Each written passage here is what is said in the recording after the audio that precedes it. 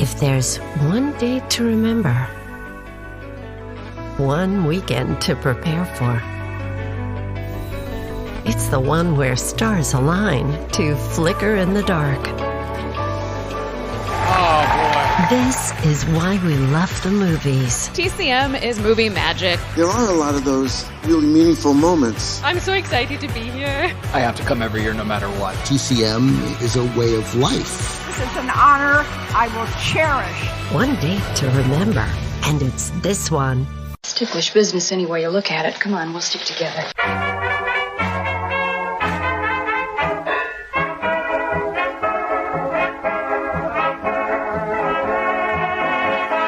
Hello, everyone, and welcome to Ticklish Business. I'm Kristen, and Samantha is off this week, but we are joined by two longtime friends of the podcast, the amazing Lora Stocker and author Lara Gabrielle. Lora and Lara, how are you?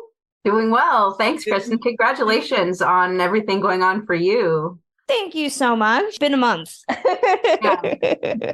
This week, because we are in the midst of the TCM Classic Film Festival, we figured we would talk about this year's fest and share our schedules as we navigate the wild 4 days that is this year's TCM Classic Film Festival 2023. Before we get to that, we'd like to briefly remind everyone that if you haven't checked out our Patreon at patreon.com/ticklishbiz, you should. We do additional bonus pods, including doubled features, looking at remakes, and based on a true podcast, looking at biopics and true crime. We just finished up our March Madness classic film actress bracket that had Myrna Loy going up against Katharine Hepburn and Bette Davis going against Marilyn Monroe. Who won? You should go over to patreon.com and figure out who won. We also give out regular care packages and movies and gifts. Everybody recently got some exclusive But Have You Read the Book tote bags. That is at patreon.com/ticklishbiz. And don't forget, you can order my book, But Have You Read the Book? 52 Literary Gems That Inspired Our Favorite Movies. You can order that wherever you get books. And our Redbubble store has some fabulous art, all designed by Samantha Ellis, featuring your favorite stars. We have our popular Makoko, Jean, and Judy mugs, as well as our most recent tribute to the greatest show on earth, Jimmy Stewart as Buttons the Clown. We are celebrating that on-screen credit, and you can find all of that over at redbubble.com/people/ticklishbiz. Let's talk this year's TCM Classic Film Festival. Laura, you will not be there. You will be there in spirit. Lara, you're going, right? Yes, I'm going. You and I will both be there. Everybody has opinions every year that the schedule comes out. This year's schedule is a little bit weak. Am I being too rude about it? There's one slot where I am trying to figure out what I'm going to go to between 4 movies. Usually those spots are every day. This year, I've pretty much set what I'm going to see in every slot except that one. But I do think that the ones that I want to see are really solid, like Ball of Fire. I really am excited about Ball of Fire. Crossing Delancey, I'm really excited about that one. There's some good things and some not so good things. Part of the fun is trying to choose what movie you're going to go to. Like Kristen said, unfortunately, I'm not going to be able to attend this year, but I was planning on it. And so I have followed the announcements. And of course, when the schedule came out, I was like, oh, there's some things I really wish I could see. I am forever enthusiastic on almost everything. My friends who know me know that that's a characteristic of myself. I get excited about any opportunities to get together with folks. Obviously, getting to reunite with friends when you go to the festival is a huge part of it. So that's always exciting for me. And the schedule, there are some things in it that I was really excited about. I am a huge Muppet fan. So the fact that they were going to show Muppets Take Manhattan, which is my favorite of the Muppet movies, and that they were going to do a whole special about the Henson world, that was something that really excited me. And I love all of the Christopher Guest films. They screened, it was Best in Show a few years ago, which was great. And A Mighty Wind is my favorite of those. There were some that it was like, man, of all the years to miss, there are certainly some films I had identified that would be new discoveries for me, which that's always really fun. There's really no wrong way to do the fest. Even sometimes when I'm not that excited about it, those screenings end up being so fun. Going into it with an open mind and just take it as you will. You'll always have fun regardless. Schedules aren't as exciting necessarily. There were certainly some that I was like, oh, if I could see this with a big crowd of TCM fans who also love Muppets, that would be amazing. One of the nice things about the festival is that you can make it what you want to make it. Absolutely. Make anything you want out of it. If you want to see 6 movies a day and go to every single slot, you can do that. If you want to take a couple slots off and go to a museum, you can do that. If you only want to go to Thursday or Friday, you've got the Palace Pass, right? You can mold the fest to your wishes. Absolutely. And we all have a different way of doing it. Even those of us who have gone for a long time and know our routine, we change it up every now and then. What I noticed, and I talked to somebody about this the other day, is that if you live in LA, I'm maybe a bit more cynical about things than somebody who is coming from out of town. Because what I noticed very quickly is how much of the movies are movies that have toured the rep houses here in LA. So Paris Blues played at the Academy last month for Sidney Poitier's tribute. Play It As It Lays has pretty much been at every rep house here in LA over the last 2 months, which makes me believe that possibly there's a restoration that is coming out on DVD or something, because that has been at the New Beverly, it's been at the Academy, it's been everywhere. It's great that I can see these movies now, but I could have seen those movies 6 months ago when they played at other places. I'm also noticing less conflict. I can tell you that Sunday, I have one movie that I'm interested in, and depending on TBAs, the rest of the day seems very light. Like actual quantity. I don't know if anybody's counted how many movies they're showing just in general, and if that's more or less than in years past.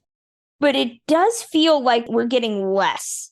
There are a number of TBAs on Sunday, in addition to the ones that are going to spill over. The way it works for people listening who maybe don't know the festival, when a movie sells out, they will often reschedule it on Sunday morning. So people who got blocked out of the sold out show can have a chance to see it.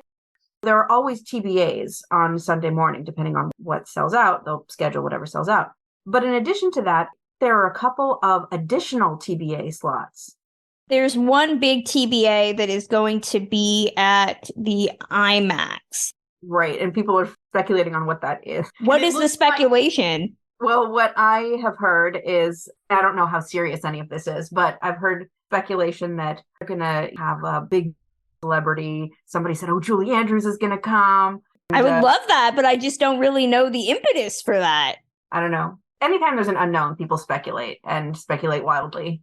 It's like they've put in 5 slots on Sunday, at least on the schedule, starting in the afternoon for TBAs. So that seems pretty substantial. So there should be a lot of second chances for folks for some of those, especially the pre-codes, because those always do really, really well and can be hard to get into. They're putting No Man of Her Own in Theater 4, which is the smallest theater. That's Clark Gable and Carol Lombard. Come on, people. Yeah, it makes no sense. What I'm noticing as well, you mentioned that TBA on Saturday. A lot of people are really thrown by that because that is not something that has happened.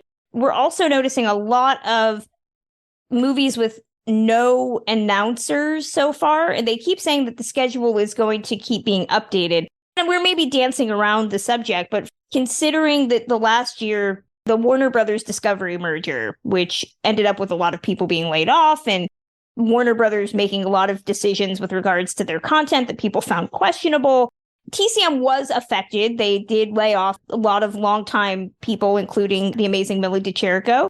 A lot of people speculated whether we'd have a festival this year. And I'm one of those people that said we should just be fortunate that we have what we have. But it's hard for me not to feel that this year is a cost-cutting thing. Oh, absolutely. I have no doubt about that. I know that it's because of the recent acquisition by Discovery Plus, who are making all kinds of corporate decisions. These decisions are being made by people who don't understand TCM and don't understand the TCM fans. This will be a really interesting year to see when your boots on the ground, what the impact of that is. What are the gift bags like? What are the perks like? I already said that they're taking out the printed guides. Those are not going to be happening this year. When I heard that, I was like, oh, yeah, the printed guides are the problem. That's the reason. That was interesting. I do all the cruises. and have done that every year. I admit I keep everything, scrapbook it and all that kind of stuff. And they used to print daily schedules and have them in the room, and you didn't have any of that. You just had your app, and that was that. Or you needed to print your schedule beforehand. So you realize just how much you use that when you don't have it. I used to like to circle my movies. There's something really tactile about it. You can feel it. You can feel where your hand is going. Yeah. And if you get in a line and you're like, I'm not getting into this, what can I do? You know, just having that in your pocket. I don't know. I'm the same way. I'm a tactile person too. I like having the physical thing as opposed to going through my app and being like, well, wait a minute, where do these line up and this line up? That'll be interesting to see. That's another thing where you could say, what about the special guests that are here this year versus years past? And is there any clear impact from cost-cutting measures and the particular stars that have been tapped for this year? Not saying there is, but that's a discussion I've seen. If you've been to the festivals throughout the years, a great example is the TCM merch store. Started out as being a part of a huge store in the mall. Now it's the Ovation Center. It has slowly grown smaller and smaller till it was in the back room last year of one of the shops next to Grauman's, like a back room. You had to ask, where's the TCM shop? And it was 2 walls of merchandise that was really lacking. I will be excited to see if it is still that store or if it's just a kiosk at this point, because I would not be surprised. The other thing that I was immediately thrown by that I would say was indicative of a cost-cutting measure is they announced Rio Bravo at the beginning of the whole announcing things for the fest. It was one of the earliest announcements that they mentioned was this world-class restoration of Rio Bravo. And then it became the opening night film, which I don't know. I haven't gone to every festival, but I would say is the first time I've seen them say, well, actually, we already announced what opening night was. It was this movie that we already announced, which makes me wonder, this is my conspiracy theory, that they could not get anything else that was comparable in terms of maybe stars or the rights, because that's the other thing, too. Getting rights from a competing studio is becoming harder and harder. Disney, now that they own Fox, is becoming more hard-headed about what they're renting out with regards to their catalog, and they already have a theater on the same stretch that they are not allowing the festival to use this year. So I get that it's probably far more difficult, but that was something that I was like, oh, we are working with less, because the opening night film is something that we've just already heard about, which, don't get me wrong, it's great to see Angie Dickinson, but when people were speculating about it's going to be the way we were and they're going to get Barbara Streisand, I was like, that would make sense to me.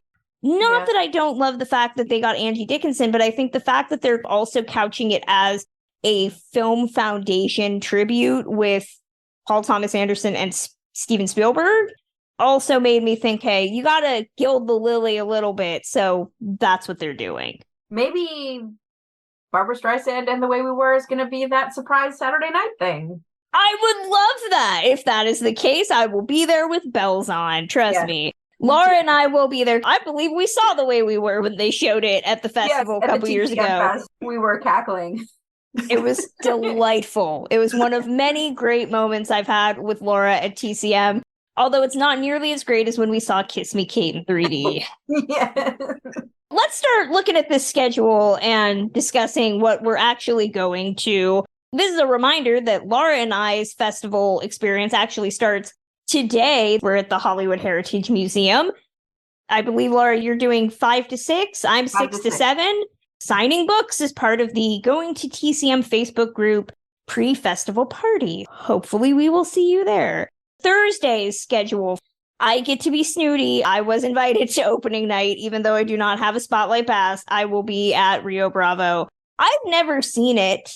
I'm not a big Westerns person, as we know, but I want to see Angie. If anything, maybe it will be a fun romp for me to watch a Western my first day at this year's fest. One thing that I was thinking about when Rio Bravo was announced is that for so many years, we could rely on the fact that the opening night movie would be a musical. Remember that? And then that changed with E.T. Was that the first time that the opening night movie wasn't a musical? Wasn't there one before where it was one before. Folks from Spotlight, the journalists from the movie Spotlight? What was that they played? I remember The Sound of Music. I remember the producers. Oklahoma, Oklahoma, Cabaret, Stars Born. This might be the first time that I can remember that it's not a musical. E.T. was last year, right? Mm-hmm. Yes, it was. Yeah. That's correct. Yeah. So yeah, this is the second year it hasn't been a musical. They played All the President's Men once as the opening night film, and they had the folks from Spotlight. They had the journalists behind that and did a whole panel. I think that was an opening night film. Didn't they do When Harry Met Sally? Because I remember Meg Ryan and Billy Crystal walking the red carpet. Yes, that could be. That might have been 2019. That was 2019, maybe. Yeah. So if that's the case, then it's been either a 2 or 3 where they haven't done a musical. For so many years, we would count on it. We would say the opening night movie is going to be a musical. It's going to be a restoration, right? Because that was the way it had always been for so long. I'm going in with an open mind. If anything, it'll be fun to see Angie Dickinson. What are you going to see, Lara? And what you would have gone to, Laura, instead of Rio Bravo? I have One Way Passage at 7:30 on Thursday night. I do enjoy One Way Passage, even though it's a weepy. It's definitely not my favorite Powell and Francis joint. No, but it's Powell, it's Francis, it's a pre-code. I'm there. I typically do the Spotlight Pass. I'm coming all the way from North Carolina and I save up. If I'm traveling this far, I'm going to splurge. So I always do the opening night film. They don't have it on the schedule, and they didn't put it on the schedule last year, although they did it. They do a party, an opening night party after the opening night screening, which is a lot of fun. Last year it was at the Academy Museum, and that was really neat. My husband loves Westerns, so he introduced me to a lot of Westerns when we started dating and got me into them, and I really enjoy them. And so I've seen Rio Bravo many times, and Angie Dickinson was on the cruise one year, and they did a screening of this, and she had some wonderful stories of her work experience on there. So if it's anything like that, you're in for a treat, Kristen. You'll enjoy it. And she's always been a wonderful guest and has such a great rapport with Ben Mankiewicz. She likes to take him out to the Cheesecake Factory, which they talk about, which is fantastic. And As do I. Their Chinese chicken salad is bananas. Almost every time I've seen them together, that comes up, which is really fun. I've never seen Genevieve. That would have been an interesting one to see if I wasn't doing the opening night screening. I know that's the later night movie, but that's one that I would be interested in checking out.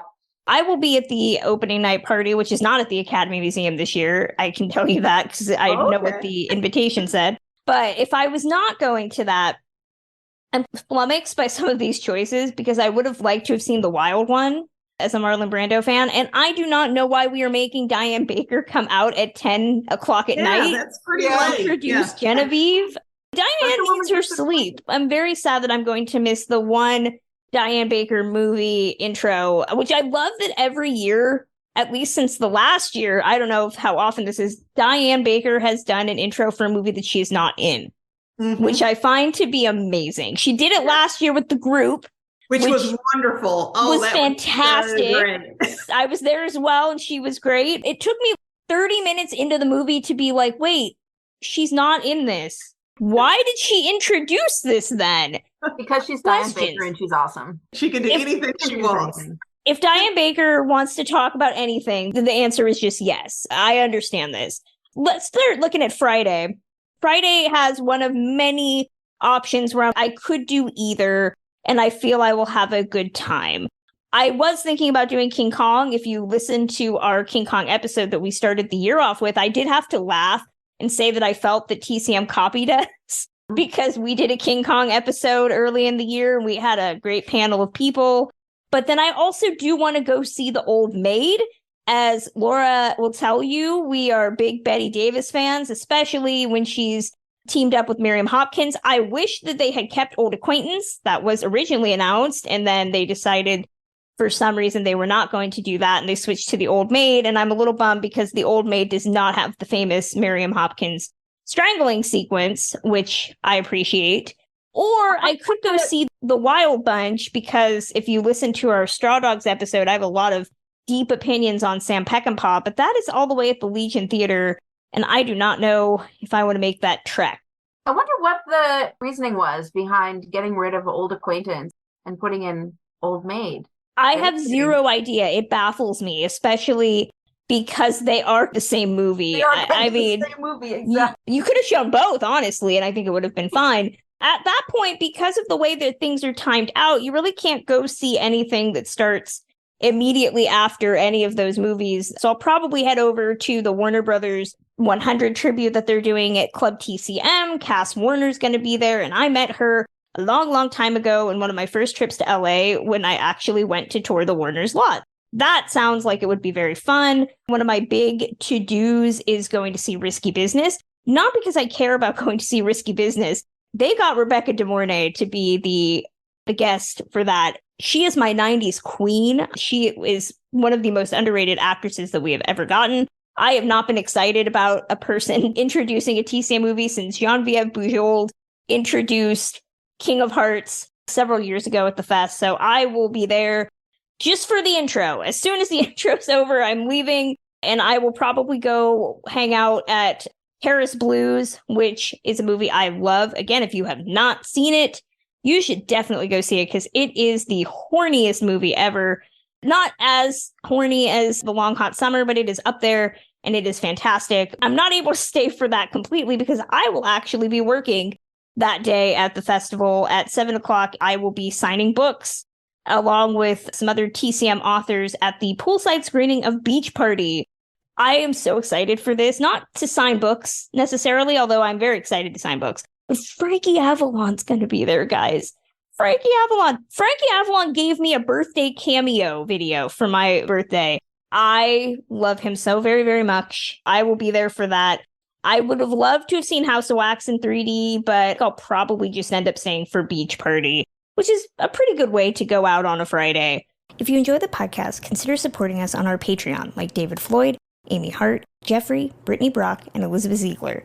Our Patreon helps pay the bills, and our patrons get access to a wealth of exclusive content like our Classic Actress March Madness tournament, bonus series like Doubled Features, based on a true podcast, and Being Elvis, as well as patron bonus swag like our But Have You Read the Book tote bags. Patrons also get monthly video updates from us. Patronage starts at just $1 a month and gives you the opportunity to start listening to episodes like this 48 hours early. Head over to patreon.com/ticklishbiz to learn more. 9:00 in the morning, I've got my old favorite Harvey. The way that I usually do the fest, this has been my tradition over the 12 years that I've done it, I gravitate toward my old favorites. I just love seeing my old favorites on the big screen. If there's something that I haven't seen that I feel like I need to, then I will go see that. But most of the time, it's just, yeah, I love that movie. I'm going to go see that movie. I've got Harvey at 9:00 in the morning. The thing that we have to do with the fest is you often leave the theater and get immediately in line for the next movie because you have to do that if you don't have a spotlight pass and you want to be guaranteed a seat at that screenings. Harvey gets out at 11. The next thing I have is Footlight Parade at noon. Harvey's in Multiplex 1. Footlight Parade is in Multiplex 6. I'll probably get out of Harvey. Maybe that's when I'll try to find something to eat very quickly and then get in line for Footlight Parade. Or not. Maybe I'll just wait. Eating, you have to figure out the strategy behind getting a meal in. I'll get in line for Footlight Parade. That ends at 2:15. Then at 3:15, back in Multiplex 6, I have the Strawberry Blonde. Can't go wrong with my Olivia and my Rita. Which they're also doing as a night out at the movies and showing vintage trailers, a short and whatnot, which I think is very cool. Warner Night at the Movies, which strangely is at 3:15. Are you saying words have meaning? It's evening somewhere, I guess. Evening in New York. I love my girls, so gotta go see them. More weepiness after that. I only have 45 minutes between the ending of Strawberry Blonde and the beginning of Penny Serenade, and I'm going to have to really get in line immediately for that one. After that is Ball of Fire. Penny Serenade gets out at 8:15. Ball of Fire starts at 9:15. I'm probably just going to have to get right in line. Yeah. I'm sad to miss Ball of Fire. I did see it at the Academy Museum last month. I cannot wait to hear an audience of TCM goers hearing Dana Andrews say I'm her daddy. If you've seen the movie, it's just a great moment. I'm going to miss that. Laura, what would your Friday look like? I'm very similar to Laura. I love to see movies that I love on the big screen with a group of passionate fans. So I do sometimes go back to a movie I've maybe seen 100 times or just because seeing it with everybody at the festival is such a special experience. If I was there, I've never seen The Bicycle Thieves on the big screen, so I would really love to see that with an audience. I might take a little break, go down to Larry Edmunds for a bit, and then I really try to do everything at Club TCM if I can, because I've always really enjoyed the panel discussions or the special presentations. So I would try to hit all three of those, although I would be very sad to miss Peyton Place because I'd love to hear Russ Tamlin's intro to that. I love a melodrama and I love Lana Turner big time. They're doing 3 presentations. As you mentioned, Kristen, the Hollywood's Ultimate Backlot was one that's happening around lunchtime or late lunch. And then there's one about Looney Tunes at the Oscars, and then one that I'm really, really sad to miss, which is called Banned in the South. It's Hollywood censorship and depictions of race with Sherry Belafonte. And that would probably be just a really phenomenal presentation. And I'm, of course, from the South, so I'm very interested in the history of the South and how the South and the archaic laws and rules of the South, especially of the 30s and 40s and 50s, impacted Hollywood and the film releases. So that would be just a fantastic presentation. And I'm very sad to miss that one. For the evening, my girl Ava Gardner's going to be there, The Killers, and that's her breakout films, even though I've seen it a ton, and I'm involved with the Ava Gardner Museum, and we just had our big festival back in October, and we got to screen it. I did the intro for it. I would still go see my girl Ava, just to hear her.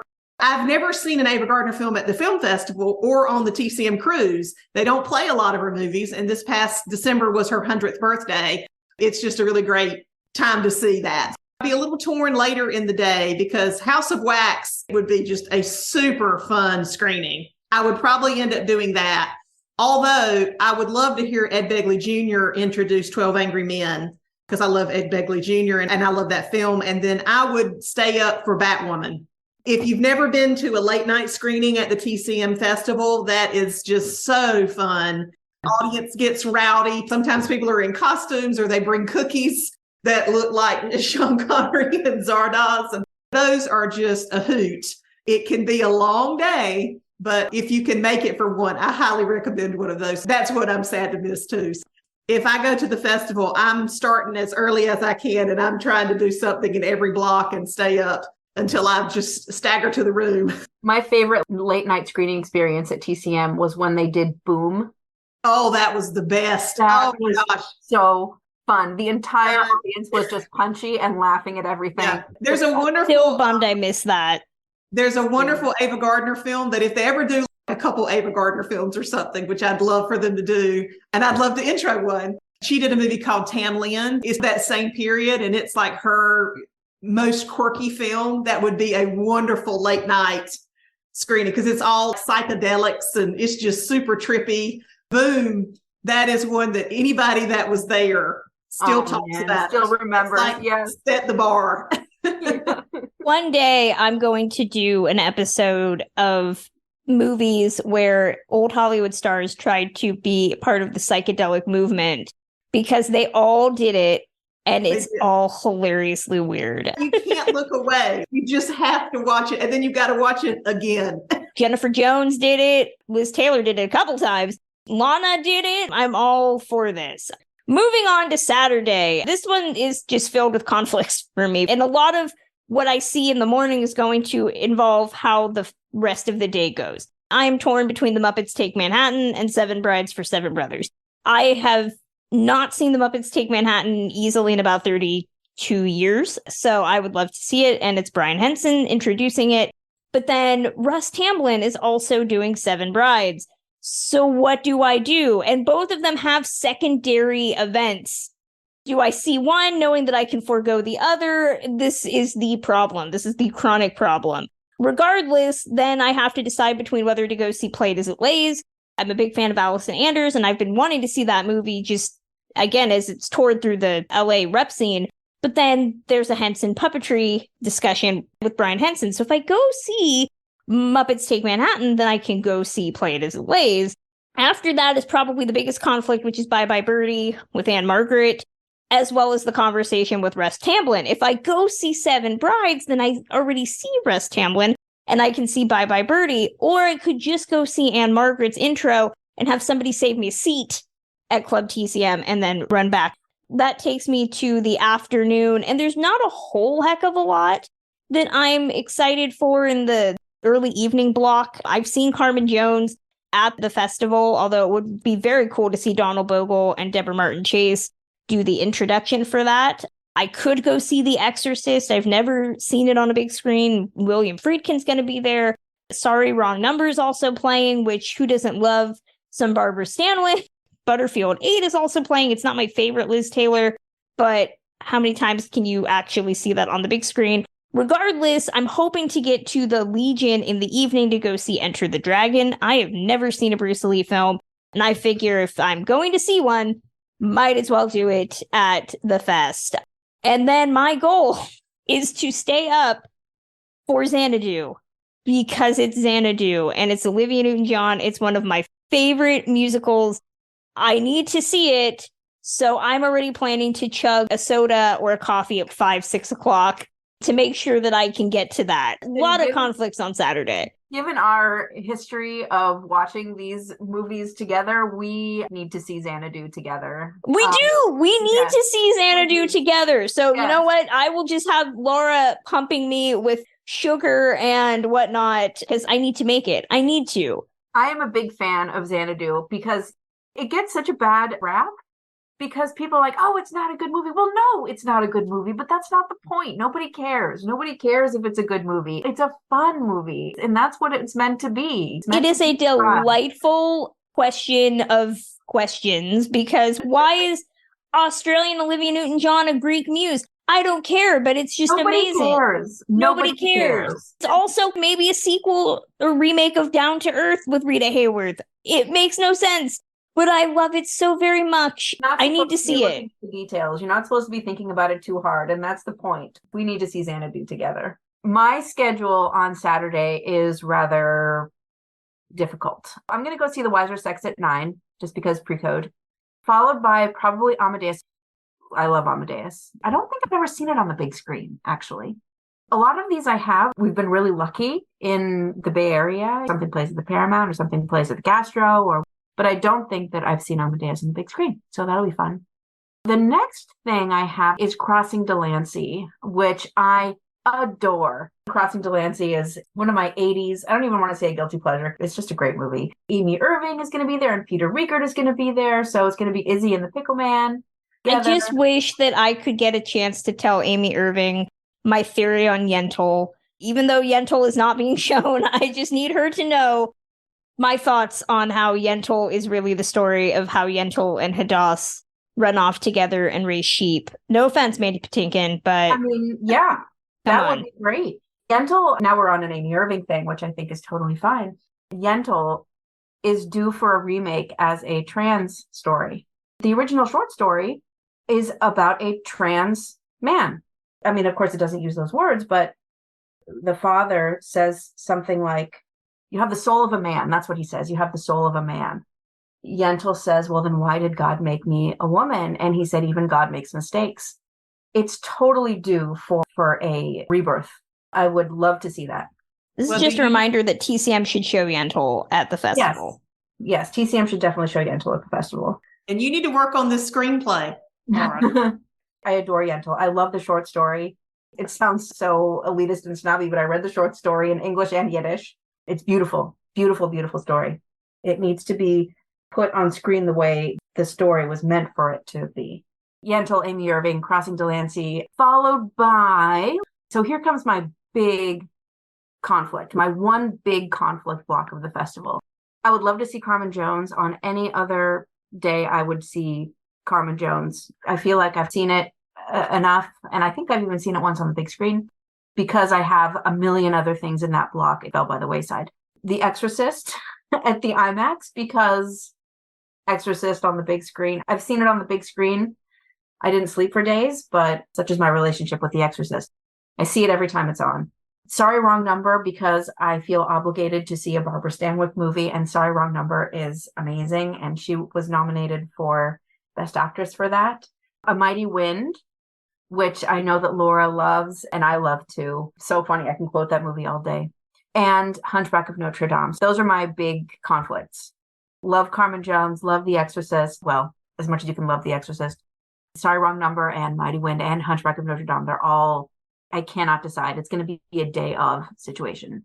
Followed by Xanadu at midnight. So. I feel like I needed to make Xanadu buttons D-O because everybody should go watch it right now. Laura, what about you?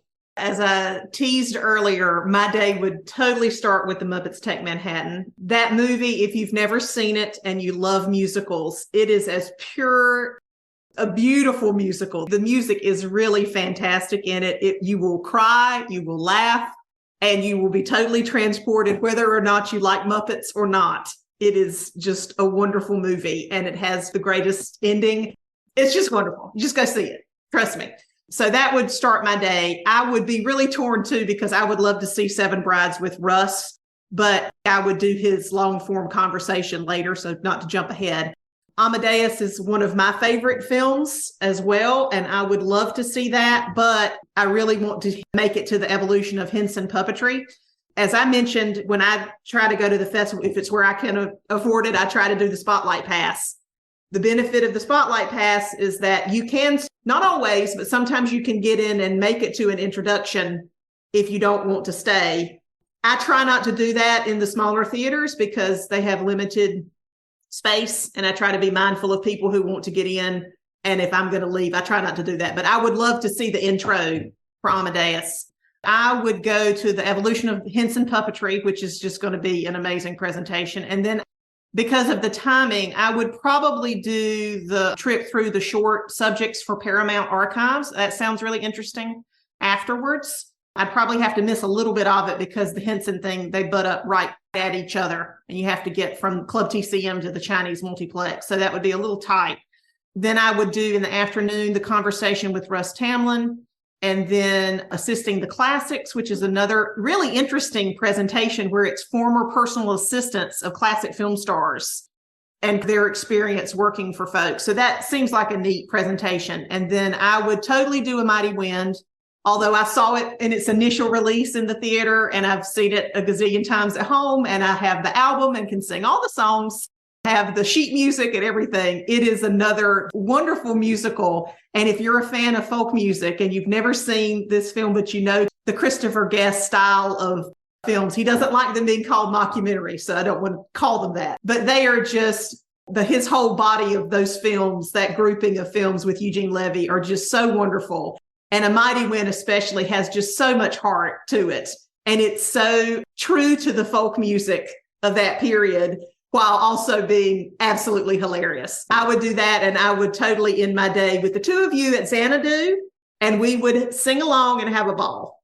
As far as Sunday goes, it's tough. There's not a whole heck of a lot that I'm really into this last day of the festival. I know I want to go see Heaven Can Wait. I really love the 1943 original. I'm a big fan of the weird death fantasy movies that they did in the 1940s. Gene Tierney is just fantastic. And I know that the movie on disc was just utterly gorgeous with the color. And I can only imagine it's going to look even better on a big screen. So that's a big one. It looks like they've been changing up the guests, because I want to say that certain guests were originally announced for some of these movies and now they are gone. I did not know that Ernest Dickerson was going to introduce the Red Shoes. I would love to see him talk about that, because that is not at all the movie that I would assume that director Ernest Dickerson would be into. I might try to see that if I can get in, although it would be a very tight squeeze with just 45 minutes in between from my last movie, but we shall see. I would love to do No Man of Her Own with everybody's friend, Carrie Beecham. I try to at least see one of the things that Carrie does when she intros movies. And then after that, it's kind of meh. I mean, a lot's going to depend on TBAs just based on what is listed. I'm not really big on anything. All About Eve, maybe. The Music Man's not a favorite of mine, nor is Stand and Deliver, Big Chill, Shot in the Dark. Not too keen on any of those. So if none of the TBAs are particularly enticing, I will probably just hang out, get a meal until the closing night party. Laura, what about you? Yeah, I'm in the same boat as you. I don't have a lot on Sunday. I have No Man of Her Own, Carol and Clark. I just adore everything that Carol does. then All About Eve. And that's it. That's it so far. If there's anything interesting in the TBAs, then I'll do that. What about you, Laura? I've never seen Jason and the Argonauts on the big screen, so I thought that would just be a fun one to end my last day at the festival. I'm like you, Kristen. I'm very interested in the introduction for the Red Shoes, but again, timing might be a little tight on that. I would try to go to the special presentation, the Warner Brothers trailer show, and probably the conversation later in the day, although I've never seen Mr. Cohen Takes a Walk, so that was a little interesting to me, and that would be one with Leonard Maltin, and up to this point, I wouldn't have anything with him. I'm not sure if he's introducing something else. He's not. He only has one this year. Oh, wow. And then later in the day, I really love to always end the festival with a musical. That doesn't always happen. I'm a little bummed that there's not a musical at the end of it, because that's always so fun to end. The year they showed The Bandwagon, one year they did Calamity Jane, and you left those screenings just in the best mood. So I'm a little bummed that they wouldn't have a musical at the end of it. But I don't know, I might see The Clash of the Wolves. I've never seen that. If I did that and Mr. Cohen Takes a Walk, that would be my day of newer discoveries. But the TBAs would probably change my mind, because it might be something that I wanted to see but sacrifice. And then the closing night party. And I do hope that as many of the guests that are scheduled for this whole week show up, because there are some great guests that I'm probably going to miss and would love to shamelessly plug this podcast and talk to them. That's TCM 2023. This is probably my most flawed year of the festival, and I haven't even shown up yet. It always is good. It's never time wasted. We all know this. We're fortunate that it even exists in this world. I'm excited to see everybody. Laura and I are going to be pretty much glued to each other, considering how similar our schedules are, which is always great. If you see us, we are probably laughing about the cadre of videos that we always bring up every year in line. Laura and Laura, thank you so much for sitting down and talking to me today. Of course, I know you both have projects that everybody should know about. Where can fans find you? Lara Gabrielle, what about you? I'm going to be at the Hollywood Heritage Museum with Kristen, signing books. Kristen will be signing her book. I'll be signing my book, Captain of Her Soul, The Life of Marion Davies, which came out this past September. Hope to see you all there. And if you're interested in my book, my Marion Davies book, it has a website, mariondaviesbook.com. You can go there. I'm on social media, Twitter, Instagram, both at Backlots Film, Backlots with an S, Film, and Facebook, Lara Gabrielle. And my book has a Facebook page too, Captain of Her Soul, The Life of Marion Davies. And Lora Stocker, what about you? You can find me online. My name is spelled LoraStocker. My website's lorastocker.com. I'm on social, on Instagram, Twitter, and Facebook, Lora Stocker. So pretty easy to find me. I love to talk about film and travel. I'm also very involved with the Ava Gardner Museum. I've just transitioned. My board service has ended the terms of that, but now I'm transitioning to their honorary board. So I'm still very involved with them and doing lots in the social media space. I supervise their social media. avagardner.org is the museum's website. We have lots of fun things planned. We just celebrated Ava Gardner's centennial back in December and had a wonderful time talking with the Ticklish Biz crew. We're still celebrating Ava Gardner's centennial year, her full year of being 100. So we've got a lot of fun things in the works that are going to drop this summer and into the fall. So stay tuned to that. The Ava Gardner Museum's also on Instagram, Facebook, and Twitter. Very active there and love to talk about Ava and all things classic film. So find me or find the museum or both. That closes out Ticklish Business for today. You can listen to us on Apple Podcasts, Spotify, Stitcher, or wherever you get podcasts. Reviews matter, so leave us one on Apple Podcasts. 5 stars, please. You can follow the podcast on Twitter at ticklish_biz, as well as on Facebook, Instagram, and TikTok at ticklishbiz. You can follow me at therap.com, as well as on Twitter at journeys_film and Instagram at Kristen Lopez88. Our Patreon helps keep the lights on at Ticklish Biz HQ and gives us chances to do new content like our classic film actress March Madness bracket. So consider helping us at patreon.com/ticklishbiz. And of course, my book, But Have You Read the Book, is out now. You can order it wherever you buy books. We will return with a new episode on April 26th. Till then.